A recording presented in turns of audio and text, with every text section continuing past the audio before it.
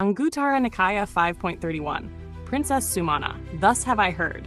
At one time, the Blessed One was staying in the park of Anathapindika. Then Princess Sumana, accompanied by 500 chariots and 500 princesses, approached the Blessed One. Having paid homage to him, she sat down to one side and said, Bhante, suppose there are two disciples of the Blessed One who are equal in faith, equal in virtue, and equal in wisdom. One is generous, while the other is not generous. After the breakup of the body, after death, both are reborn in a good destination, in a heavenly world. Would there be any difference or distinction between them as divas? Yes, Sumana, said the Blessed One. The generous one surpasses the non-generous one in 5 respects: divine lifespan, divine beauty, divine happiness, divine fame, divine authority. In these 5 respects, the generous one surpasses the non-generous one. Princess Sumana asked, but if, Bhante, after passing away from there, they return to this human state, would there be any difference or distinction between them as human beings? Yes, Sumana, said the Blessed One. The generous one surpasses the non-generous one in 5 respects: human lifespan, human beauty, human happiness, human fame, human influence, or authority. In these 5 respects, the generous one surpasses the non-generous one. Princess Sumana asked, but if, Bhante, both go forth from the household life into homelessness, would there be any difference or distinction between them as renunciants? Yes, Sumana, said the Blessed One. The generous one surpasses the non-generous one in 5 respects. 1. He receives more robes when requested and fewer only when not requested. 2. He receives more alms food when requested and fewer only when not requested. 3. He receives more lodging when requested and fewer only when not requested. 4. He receives more medicines and requisites for the sick when requested and fewer only when not requested. 5. The companions in the holy life among whom he lives behave toward him more often with kindness in body, speech, and mind than with unkindness. They offer him more pleasant than unpleasant support. In these 5 respects, the generous one surpasses the non-generous one. Princess Sumana asked, but if, Bhante, both attain arahantship, would there be any difference or distinction between them as arahants? The Blessed One replied, in this case, Sumana, I say there is no difference at all, namely with regard to liberation. Princess Sumana said, wonderful Bhante, amazing Bhante. This alone is enough reason to give gifts and make merit. For merit is beneficial even for one reborn as a diva, beneficial even for one reborn as a human being, and beneficial even for one who has gone forth. The Blessed One replied, so it is, Sumana. It is indeed worthwhile to give gifts and make merit. Merit is beneficial for one reborn as a diva, beneficial for one reborn as a human being, and beneficial for one who has gone forth. Then the Blessed One further said, just as the stainless moon, traveling through the sky, outshines all the stars by its radiance, so too a faithful person, endowed with virtue, outshines all the miserly through generosity. Just as a thundercloud, adorned with flashes of lightning, pours rain upon the earth, filling both high and low places, so too the wise disciple of the perfectly awakened one, endowed with right vision, surpasses the miserly in 5 respects: lifespan, fame, beauty, and happiness. Rich in enjoyments, after death he rejoices in heaven. Summary. The Sutta's main point is not that generosity leads to liberation.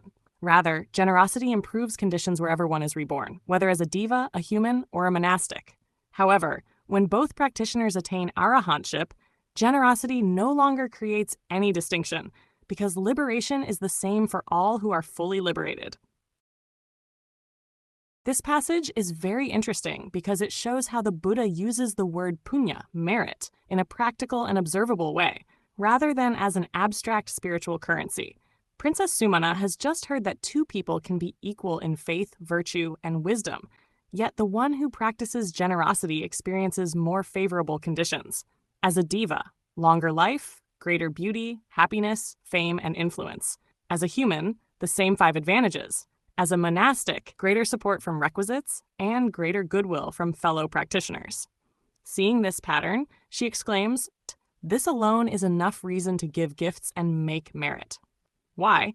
Because she has just seen that generosity produces beneficial results in whatever situation one finds oneself. Merit as beneficial potential. Notice what she says. Merit is beneficial, upakarani punyani. She does not say, merit is stored in an account, nor, merit is a substance that follows a person. Instead, merit is spoken of in terms of its usefulness and beneficial effects. A simple way to read the passage is, a generous action leaves behind conditions that tend to support well-being, prosperity, harmony, and support in the future. In this sutta, merit is visible through its fruits. Has merit as wholesome karma.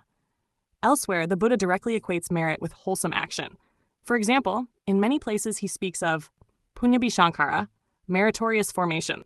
These are intentional bodily, verbal, and mental actions rooted in non-greed, non-hatred, and non-delusion.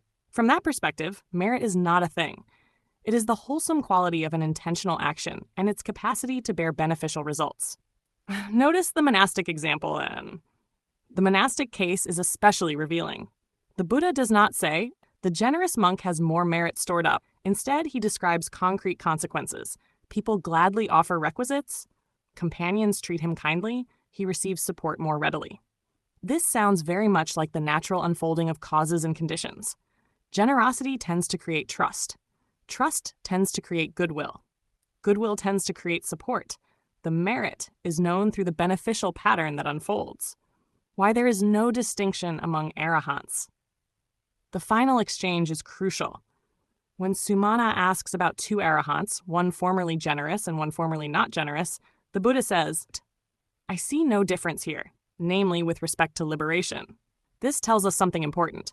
The distinctions created by merit belong to the conditioned sphere: lifespan, beauty, happiness, reputation, authority, support from others. Liberation is not one of those things. An arahant is liberated through the ending of greed, hatred, and delusion, not through accumulating more merit than another arahant. Thus, merit can shape conditions within samsara, but it does not make one arahant more liberated than another. Reading it through dependent arisings. If we read the sutta through conditionality, merit can be understood as wholesome intentional actions that establish favorable conditions for future wholesome experiences. Or even more simply, merit is the beneficial tendency set in motion when actions arise from generosity, kindness, and wisdom. That interpretation fits the whole discourse. Generosity, better conditions as a diva. Generosity, better conditions as a human. Generosity, better conditions as a monastic. Liberation, beyond all such comparisons. So when Sumana says merit is beneficial, she is recognizing that wholesome actions are not lost. They become supporting conditions for well-being wherever the stream of conditions unfolds next. The sutta focuses not on how much merit one possesses, but on the practical benefits that wholesome actions contribute to future experience. The conversation with Princess Sumana is important because it prevents us from misunderstanding generosity as something that increases the quality of liberation itself. The generous person may enjoy more favorable conditions as a diva, human, or monastic, but when both attain arahantship, the Buddha says, I see no difference here, namely with respect to liberation. This is a profound safeguard against turning merit into a spiritual possession. MN 140 goes even further. The Buddha concludes with, do not neglect wisdom, preserve truth, foster generosity, and train only for peace. Yet the culmination is not the accumulation of generosity, attainments, or identities. It is the ending of all conceivings. I am this, I will be, I will not be. The arahant has gone beyond every tendency to construct an owner, possessor, or self. Read together, the text suggests. Generosity should be understood as a wholesome condition that supports the path, not as a possession that belongs to a self. AN 5.31 shows that generosity brings beneficial consequences, while MN 140 shows that liberation is found only when all conceivings of I and mine cease. Merit is misunderstood when conditions and consequences are turned into possessions. This passage from SN 46.31 provides another important lens. The 7 awakening factors are not developed for the sake of acquiring something, accumulating something, or becoming something.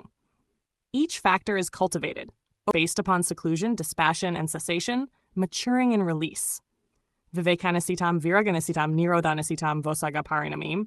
The direction is always toward seclusion, viveka, stepping back from entanglement, dispassion, fading of craving, cessation, nirodha, ending of grasping, release, vosaga vimuti, letting go. So when read alongside N 5.31 and MN 140, Generosity is valuable because it supports wholesome conditions, but the path matures not through accumulation, but through relinquishment. The Buddha's teaching consistently points from acquisition to release. Merit supports the path, but awakening factors mature in letting go, not in possessing more merit.